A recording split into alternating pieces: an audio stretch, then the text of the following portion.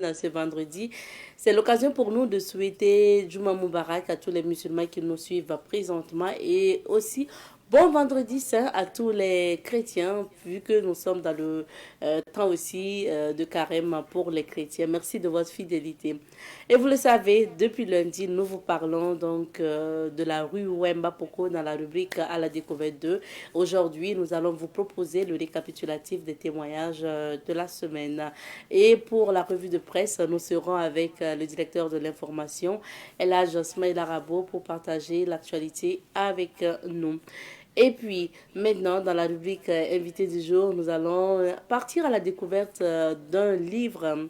Il s'agit d'un livre de Dr Kola, qui est ancien chercheur en philosophie au niveau donc de l'université de Koudgou.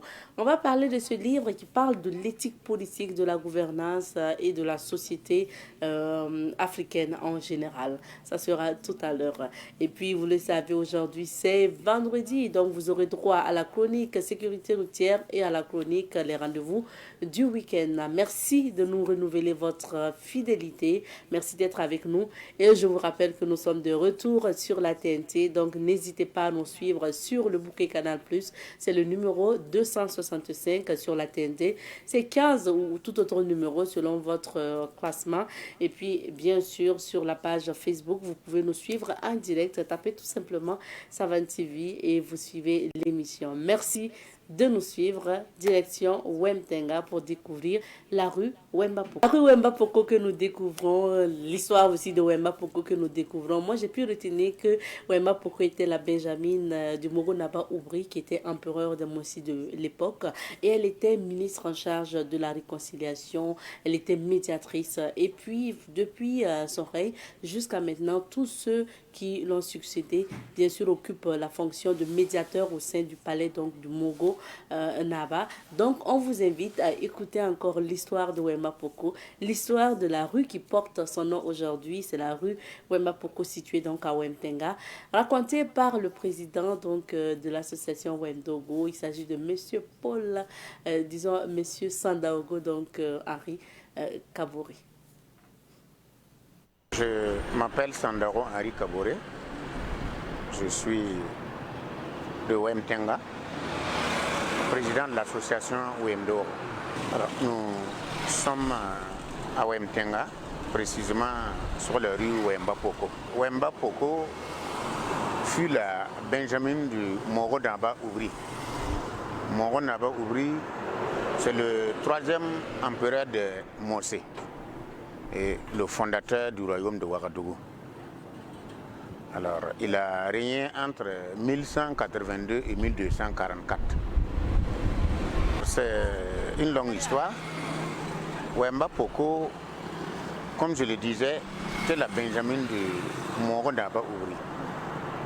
Je disais également tantôt que le Moro Naba a régné entre 1182 et 1244. Ça fait 62 ans de règne. Alors, il a constaté à un certain moment, surtout à ces derniers moments, il a constaté que dans son royaume, les conflits étaient légion. Les gens, quand ils s'élèvent, entre eux, il n'y a pas d'entente. Entre communautés aussi, il y avait des problèmes. C'est ainsi que, dans le souci de léguer à son successeur un royaume de paix, le Moro Naba Oubri a réuni sa cour. Et ensemble, ils ont décidé de trouver quelqu'un qui va jouer au médiateur. Et la décision a été prise et que c'est son dernier enfant qui sera intronisé comme médiateur. Au finish, après le Moro Naba, alors on a constaté que c'était une fille, une femme qui était son dernier enfant. Et elle se prénommait Poko. Elle était déjà mariée, mais alors comme la décision a dit que c'est son dernier enfant, sans préciser le sexe, alors on a décidé de lui retirer de son mari et en retour on a trouvé une autre femme pour ce monsieur. Et on l'a intronisé comme tout dignitaire, comme médiateur du royaume Mossé. il a été dit que à qui elle demande pardon, que la personne accepte. Que ce soit entre individus, entre collectivités et même jusqu'au roi. Personne n'avait le droit de refuser la demande de pardon de Wemba Poko. Alors, Wemba Poko, Wemba, selon certaines versions, c'est le fait qu'elle est revenue sur ses parents. Donc, c'est des déformations.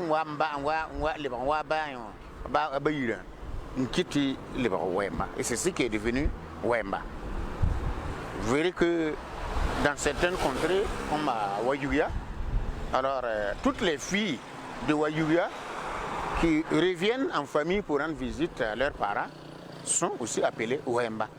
Donc c'est le sens de Wemba, c'est la fille qui a quitté son foyer et qui revient à domicile chez ses parents. Alors, on a juste retiré, on l'a retiré de son foyer pour la permettre d'être libre, pour pouvoir bien jouer le rôle de médiateur, pour qu'elle ne soit pas sous l'influence de quelqu'un. Vous savez qu'avant, si toi tu es femme, alors l'homme influence souvent. Et comme on veut qu'elle joue pleinement son rôle, il faut qu'elle jouisse d'une liberté. Et c'est ainsi que elle a été intronisée. On a construit un palais pour elle.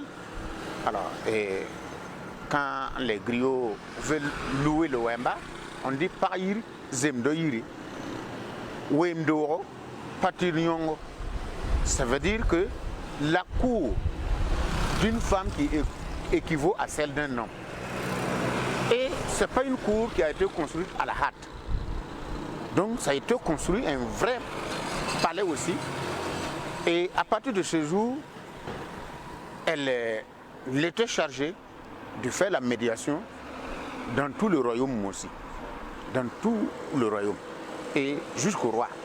Et si jamais tu refuses la demande de pardon, c'était considéré comme un sacrilège. Alors, le roi pouvait envoyer les guerriers. Si c'est entre collectivités, entre communautés, alors la partie qui a refusé la demande, alors on inflige une correction à ces gens pour qu'ils sachent que, alors une fois qu'on te demande pardon, il faut accepter, sinon le malheur peut s'en suivre.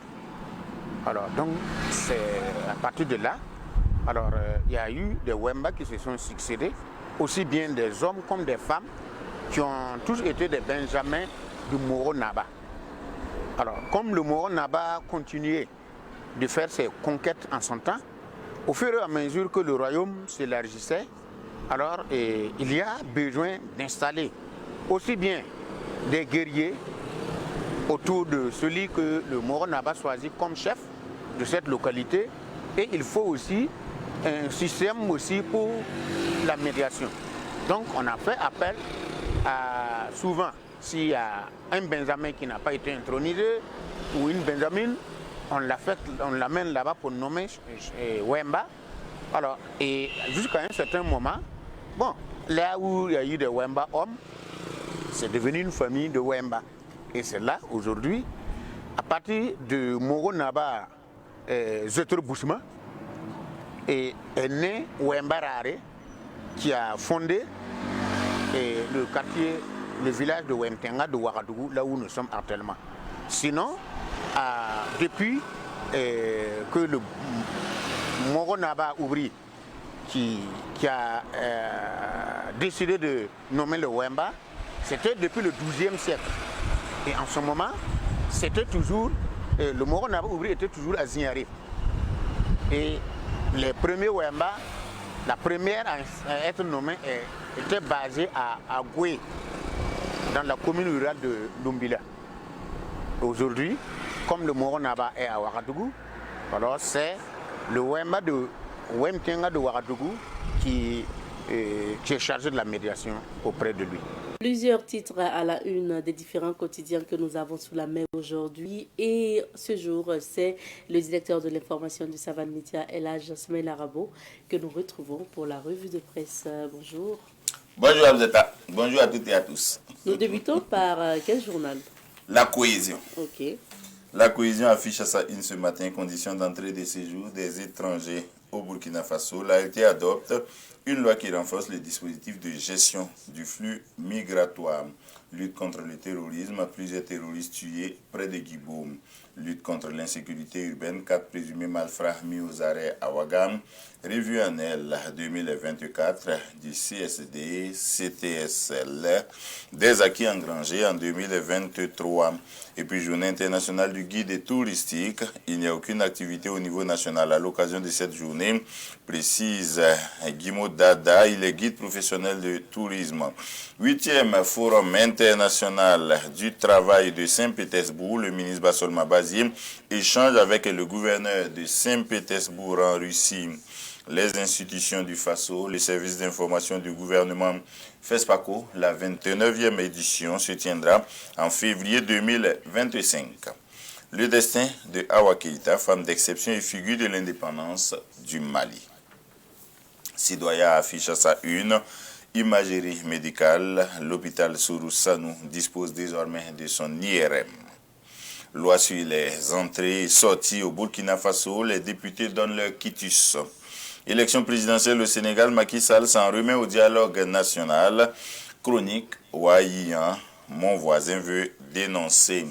Électricité pour tous dans l'espace AES.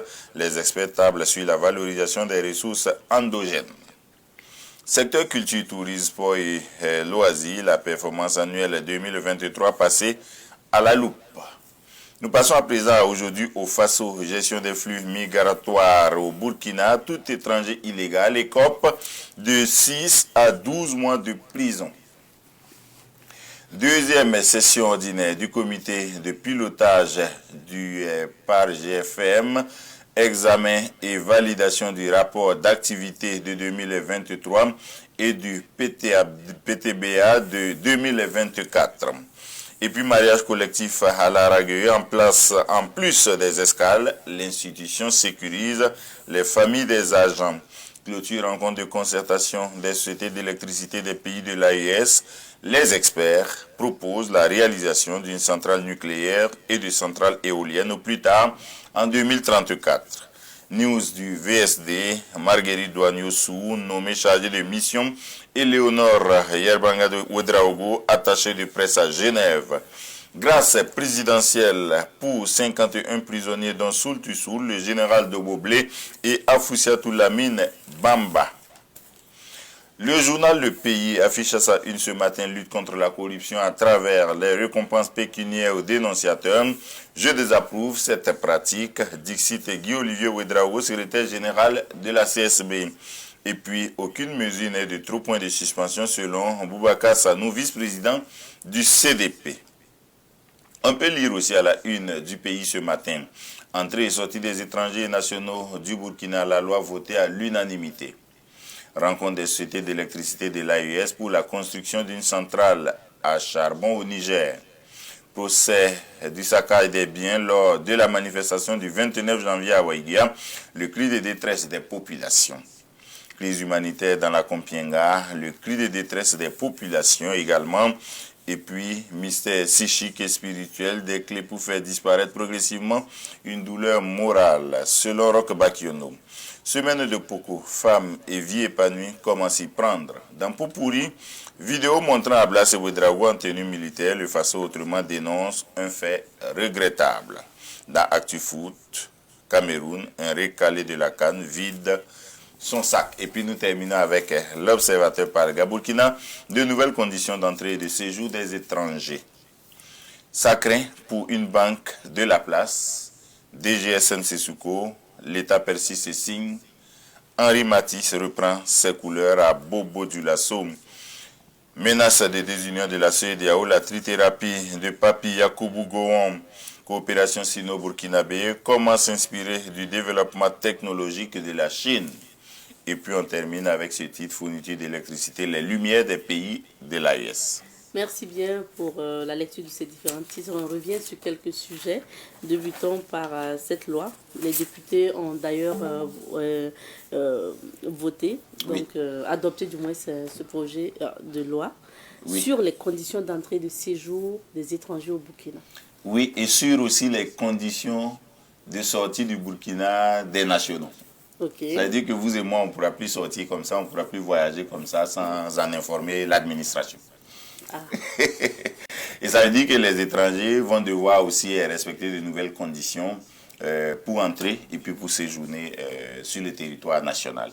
Le ministre délégué à la sécurité, Mahmoudou Sana, a dit qu'en fait l'ordonnance qui organisait la gestion des flux migratoires là, datait de 1984. Donc ça fait déjà une quarantaine d'années et donc il fallait l'adapter au nouveau contexte et faire en sorte que soit pris en compte un certain nombre de facteurs qui sécurisent davantage le Burkina dans ce contexte d'insécurité. C'est ainsi que, après avoir argumenté, les députés ont accepté de voter le projet de loi pour qu'il devienne, depuis hier en tout cas, une loi que le président va bientôt promulguer s'il n'y a pas de blocage au niveau du Conseil constitutionnel. Mais dans la pratique, ça veut dire que on réprime par exemple les étrangers qui vont entrer illégalement ou séjourner illégalement au Burkina. Et aujourd'hui, au Faso précise que c'est une peine d'emprisonnement de 6 à 12 mois de prison. Voyez-vous, parce qu'il y en a qui, à cause de la faiblesse de notre administration, pouvaient entrer sans se faire enregistrer et puis passer un bon moment sans en informer l'administration, vivre au Burkina comme si de rien n'était et puis repartir après. Je crois que tout ça ne sera plus possible si tant est que l'application de la loi est effective et si tant est que l'administration se met au même niveau que les députés pour justement contrôler, surveiller et faire en sorte que la loi soit appliquée. Ça veut dire aussi que pour les nationaux, si vous voulez voyager, il faut en informer l'administration. Ça me rappelle tout petit quand nos parents voyageaient sous le président Seïs Erbo, sous le CNMPN, le comité militaire de redressement pour le progrès national. Il fallait avoir un laissez-passer pour quitter le Burkina, pour aller en Côte d'Ivoire, par exemple. Pour tout le monde, oui, pour tous les Burkinabés qui devaient quitter le Burkina, là, ils devaient aller se présenter, dire pourquoi ils veulent aller au Burkina. Bon, en l'occurrence, en ce qui nous concerne, c'était la Côte d'Ivoire. Les parents devaient dire ils vont en Côte d'Ivoire pour faire quoi? Est-ce qu'ils travaillent là-bas? Est-ce qu'ils ont un champ? Est-ce qu'ils vont pour voir la famille? Est-ce qu'ils vont pour un mariage? Il fallait justifier devant l'administration pour que l'État ait une bonne maîtrise de sa population, parce que c'est la population qui fait le développement. Voilà. Donc ça, c'est pour même gérer la démographie. Mais il y a aussi, pour les étrangers aujourd'hui, c'est surtout pour sécuriser le territoire. Parce que vous aurez remarqué que les mois passés, il y a des gens qui sont rentrés pour... on ne savait pas exactement pourquoi. Mais après, il s'est avéré qu'ils étaient venus pour déstabiliser. Je crois que tout ça pourra être réglé à travers ce nouveau texte. Ça veut dire qu'on pourrait s'attendre à ce qu'on exige peut-être des documents pour des séjours ou...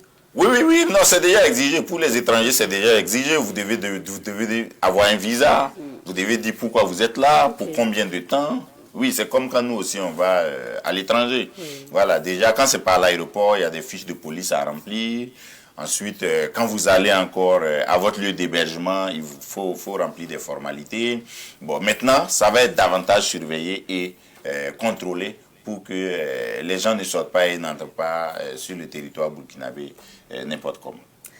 Alors, qu'est-ce qu'on peut retenir aussi de la rencontre des sociétés d'électricité des pays membres de l'AES? Est-ce qu'on va se retrouver avec un courant à gogo tranquille?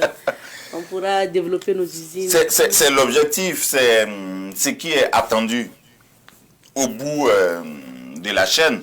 Maintenant, ça prend du temps parce que ce sont des investissements suffisamment lourds.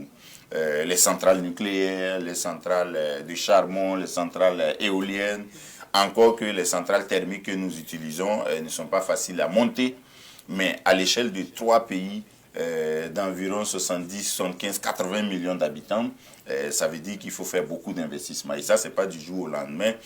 à fortiori quand ce sont des pays qui décident d'arracher leur souveraineté, de compter sur eux-mêmes et de mobiliser les ressources au niveau local. Ça veut dire que ce n'est pas une mince affaire. Donc, les 3 sociétés d'électricité du Mali, du Niger et du Burkina ont fait 3 jours d'échange à Ouagadougou pour voir, avec le retrait de ces pays, brutal de ces pays-là, de la CEDEAO, il pourrait avoir des représailles. Des pays membres de la CEDEAO pourraient, par exemple, je ne sais pas, couper le courant à des pays membres de l'AES. Il faut que ces 3 pays-là partent au plus pressé. Et il faut également faire en sorte que, une fois que la souveraineté est arrachée et que ces pays-là décident de travailler davantage en mutualisant leurs efforts et leurs compétences, il faut travailler ensemble en société d'électricité pour voir ce que les uns et les autres font et pour voir comment nous pouvons, si nous avons un surplus de production d'électricité, partager avec nos partenaires. Je crois que c'est ce qui a été discuté pendant ces 3 jours et les conclusions et recommandations font ressortir par exemple qu'à l'échéance 2034, les 3 pays devraient pouvoir disposer d'une centrale nucléaire. Vous savez que le Mali et le Burkina ont déjà signé des mémorandums avec la Russie, leurs partenaires privilégiés, pour monter des centrales nucléaires. Mais ça, c'était au niveau de chaque pays. Maintenant qu'ils sont au niveau de l'AES, il faut repenser ces projets-là et voir si la centrale nucléaire ne va pas être montée pour l'ensemble des 3 pays. Mais je crois que les experts en ont discuté. Ils ont aussi évoqué, étant donné que le Niger a du charbon, de montrer une centrale à charbon du côté du Niger qui pourra alimenter aussi les autres pays. Ils ont parlé de centrales thermiques, ils ont parlé de renforcer les centrales hydroélectriques qui existent déjà dans les pays. Et ils ont évoqué aussi d'autres projets pour lesquels ils n'ont pas forcément les moyens au niveau des pays membres de l'AES, mais pour lesquels ils pourraient solliciter la contribution des partenaires de part et d'autre pour que les centrales soient disponibles, l'électricité aussi, et davantage moins cher pour faciliter l'industrialisation des pays membres de l'AES. C'est déjà bon d'avoir fait cette concertation et c'est déjà bon d'avoir pensé très tôt à gérer le défi de l'énergie, parce que sans énergie, il n'y a pas de développement. Difficile. Oui. Pendant ce temps, la famine tape à la porte de la commune de Kompienga. Oui, vous savez, la Kompienga, c'est dans la région de l'Est. Hein. Vous quittez Fada, vous allez à Pama et puis vous allez dans la commune de la Kompienga. Depuis plusieurs mois, j'ai entendu dire que le dernier convoi de vivres, de médicaments, de carburants pour la Kompienga date d'août 2023. Un leader d'opinion de la zone de la Kompienga a dit que les gens s'alimentaient grâce à du soja qui avait été stocké sur place, qui n'avait pas été vendu. Et finalement, les gens ont consommé ça pendant des mois et des mois, parce que c'est ce qu'il restait comme vivre sur place. Alors qu'il y a un système de préparation du soja pour faire en sorte qu'il ne soit pas toxique. Sinon, dans certaines conditions, c'est un aliment qui peut s'avérer toxique. Et les populations de la Kompienga ont géré ça pendant des mois. Et plus récemment, elles ont fait une grande mobilisation pour dire, bon, si rien n'est fait dans quelques jours, là, c'est peut-être des cadavres qu'on va ramasser dans la zone. Il y a de moins en moins d'insécurité, parce qu'il y avait des incursions terroristes. La Kompienga est voisine du Bénin et du Togo en même temps. C'est la zone frontalière où on a le Togo à côté, le Bénin à côté et puis le Burkina à côté. C'est une zone d'habitude d'activité commerciale, mais plus rien de tout cela n'est possible et ce n'est pas facile d'aller dans les pays voisins aussi pour se ravitailler parce que les autorités ont peur des incursions terroristes si les frontières demeurent poreuses. Ça fait que la commune de la Kompienga est prise au piège et c'est vrai, nous avons entendu dire qu'il y a un convoi qui se prépare pour la Kompienga, mais si ce convoi-là ne démarre pas le plus tôt possible, ça va être dramatique. Je crois que ça urge et ça doit être la même précipitation qu'on doit avoir à ravitailler les autres localités qui sont dans la même situation. Oui, oui, parce que, ça fait quand même longtemps qu'on n'avait plus entendu parler de famine. Oui, ça dépend des zones. Vous savez, Gaïri, par exemple, vient d'avoir un ravitaillement avec l'installation il y a quelques jours seulement, à peine 6 jours, du bataillon d'intervention rapide de Gaïri. Mais avant, il fallait aussi procéder par des convois. Mais ce que vous dites, c'est vrai. Ce n'est plus comme en 2021-2022 où chaque commune faisait une conférence de presse à Ouaga pour dire sauver notre commune.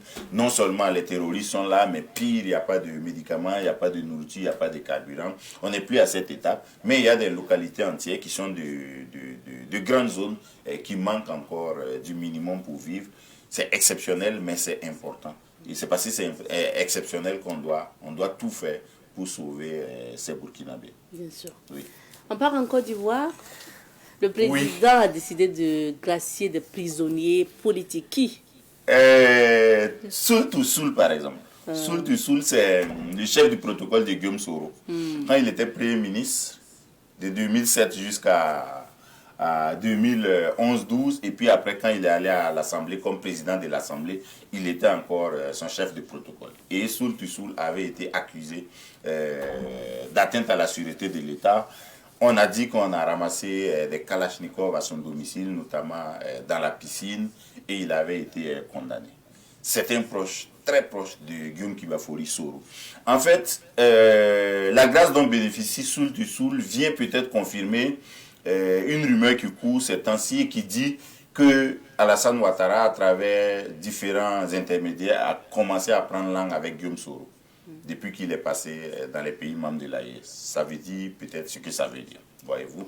À côté de ça, il y a des proches de Laurent Gbagbo, l'ancien président, dont il avait réclamé depuis longtemps la libération, comme le général Doboblé, qui a été accusé de plusieurs infractions, qui a été condamné 3 fois, y compris à la peine à perpétuité, qui est lui aussi gracié. Lui, il était en prison depuis 2011, depuis la crise post-électorale, donc ça fait bientôt 12-13 ans. Lui aussi, il est gracié. Et puis, il y a une autre proche de Guillaume Soro, Avousatou Lamine Bamba, qui était porte-parole de Guillaume Soro jusqu'à tout récemment. Elle vit en exil, elle n'était pas en prison. Elle a été condamnée, elle est poursuivie pour atteinte à la sûreté de l'État, de même que Guillaume Soro, mais elle bénéficie aussi de cette grâce présidentielle. Donc ça veut dire que Alassane Ouattara est en train de revoir les choses du côté de la lagune Ibrié pour obtenir davantage d'accalmie. Sinon, ça lui fait de plus en plus de front. Comme à la CEDEAO, c'est lui que tout le monde voit dans le bras de fer avec l'AES. Ça fait déjà un front, ce n'est pas facile. On le voit aussi contre Guillaume Soro, ce n'est pas facile. Il y a le dossier, il y a le dossier immédiat à gérer, direct, voisin à gérer avec le Burkina, parce qu'il abrite des Burkinabés ou il héberge des Burkinabés qui sont recherchés au Burkina pour déstabilisation. Et si on met tout ça ensemble, ça peut lui faire un peu trop de front. Et il doit avoir besoin de dégeler certains fronts pour avoir plus de partenaires pour faire face à ce qui est plus urgent et plus costaud. On termine par le Sénégal. Macky Sall a dit dans une interview hier que lui n'entendait pas aller au-delà de son mandat de 5 ans. Donc, il n'entendait pas aller au-delà du 2 avril 2024 au pouvoir. Parce que son mandat finit exactement, constitutionnellement, le 2 avril 2024. Maintenant, le projet de report de l'élection présidentielle au 15 décembre, alors que ça devait avoir lieu le 25 décembre, et le 25 février, donc avant la fin de son mandat. Avant la fin de son mandat, bon, ce projet-là avait brouillé tout ce qu'on pouvait attendre de Macky Sall. Maintenant qu'il y a eu des émeutes, il y a eu des morts, il y a eu des blessés, il y a eu des prisonniers, bon, il dit que lui n'avait jamais voulu aller au-delà de son mandat de 5 ans. Ce qu'il a décidé de faire, c'est un dialogue national. Mais il demande au dialogue national de faire en sorte que les élections se tiennent le plus tôt possible. Là, on verra quelle date va sortir, pour que lui, le 2 avril, il puisse quitter le palais présidentiel de Dakar. C'était plus simple à dire avant. Bon, on aurait pu économiser des morts. On aurait pu économiser des morts s'il avait fait ça un peu avant, mais c'est peut-être parce qu'il y a eu des morts aussi qu'il est finalement obligé. On a vu qu'il était obligé d'enregistrer ou de faire le décompte macabre des morts avant de dire qu'il ne va pas briguer un 3e mandat. Et cette fois-ci, c'est la même chose. C'est après avoir fait le décompte macabre qu'il dit qu'il ne va pas aller au-delà du 2 avril. Encore que si le dialogue national fixe une date de la présidentielle trop proche du 2 avril, s'il y a un second tour, on sera obligé de prolonger son mandat d'une manière ou d'une autre. En réalité, il a fait ses calculs, il sait que le 2 avril, même si les Sénégalais veulent, ils ne vont pas vivre sans président. Et ils seront obligés de lui demander de rester. Le temps qu'on finisse le processus électoral, qu'on investisse le nouveau président avant qu'il quitte le palais présidentiel. Oh, il aurait eu quelques mois. Il aurait eu quelques mois, c'est sûr. Merci bien, Elhaj, Merci pour ces analyses. Merci. Nous allons maintenant découvrir les couleurs du temps. C'est l'heure de la météo.